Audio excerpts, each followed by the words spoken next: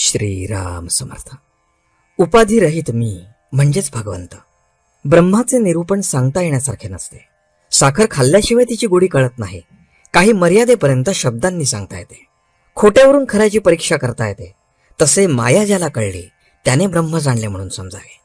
पण मी माया रूपच जर झालो तर ती कशी ओळखावी बरं? सत्यावर छाया पडली तीच माया झाली. वस्तू आहे तशी न दिसता विपरीत दिसणे म्हणजे माया. तेव्हा मायेच्या तावडीत सापडल्यावर सत्य आणि परमात्म स्वरूप असणारे ब्रह्म जाणणे कसे शक्य होणार? जी जगते मरते ती माया. म्हणजे माया ही नासणारी आहे, भागणारी आहे. शाश्वत आनंदापासून जी मला दूर करते ती माया. भगवंतापासून मला जी दूर सारते ती माया. म्हणूनच ज्याने शाश्वत सुख मिळते, जे मायेच्या पकडीतून सुटण्याचा मार्ग दाखवते, तेच खरे तत्वज्ञान होय. एक भगवंतच फक्त सत्य स्वरूप आहे. त्याच्यासाठी जे जे करणे ते सत्य होय. मी देवाचा आहे हे कळणे याचे नाव आत्मनिवेदन होय. आत्मनिवेदन म्हणजे देवाला ओळखणेच होय. म्हणजेच मायेला दूर सारणे. वास्तविक उपाधिरहित जो मी तोच भगवंत आहे. उपाधिरहित राहणे म्हणजेच भगवत रूप होणे.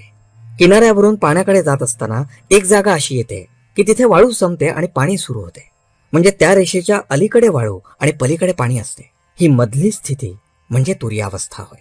इथे मी ब्रह्म आहे अशी जाणीव राहते. निर्गुण परमात्मा आणि ही सगळी सृष्टी यांना जोडणारी साखळी असेल तर तो ओंकार होय. म्हणून परमार्थामध्ये कोणत्याही साधनाने जडाचा निराश करता करता शेवटी ओंकारापर्यंत येऊन थांबावे लागेल. म्हणजे प्रत्येकाला नामाशीच यावे लागेल. 10 माणसे उभी केली, त्यातली 9 ही नव्हेत म्हणून बाजूला सारली. 10वा राहिला तोच खरा. त्याप्रमाणे हे नाही ते नाही झाल्यावर जे शेवटी उरले ते ब्रह्मच होय. भगवंत गीतेमध्ये अर्जुनाला म्हणतात, तू ज्ञानी असशील तर समाधानात राहा, पण तू तसा नसशील तर मग उगीच ज्ञानाच्या गोष्टी सांगू नकोस. आणि कोणाचे तरी म्हणजे अर्थात ज्ञानी माणसाचे ऐक आणि त्याप्रमाणे वाग. याचा साधा अर्थ असा की आपण संतांना शरण गेले पाहिजे. सर्व सृष्टीच्या दृष्टीने आपण आणि आपला प्रयत्न अगदी कफपदार्थ आहे. म्हणजे खऱ्या अर्थाने निमित्त मात्र आहोत. म्हणून आपल्या आयुष्यात आपल्या वाट्याला येणारी चांगली अगर वाईट कर्मे ही ईश्वराचे मनोगत आहे असे समजावे. आजचे बोधवचन.